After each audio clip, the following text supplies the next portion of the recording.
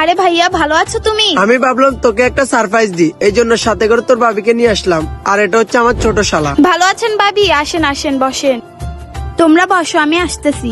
এই নাও ভাবি, এই নাও ভাই।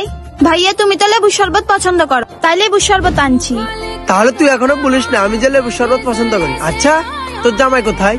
উনি তো গত মাসে বিদেশ চলে গেছে। দুলা ভাই, আমাকে একটু লেবু শরবত দাও না। আরে আমি তো মুখ দিয়ে ফেলছি। না না, খেতে হবে না।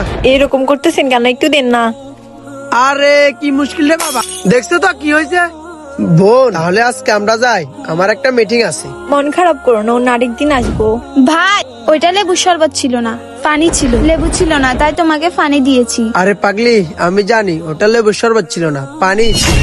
সেজন্যই তো ইচ্ছে করে আমি আমার ছোট শালাকে দিইনি। আর শুন, তোর গ্লাসটা ভাঙতে হলো। তোর ভাই আমি সবার সামনে কিভাবে তোকে অপমানিত হতে দেখি।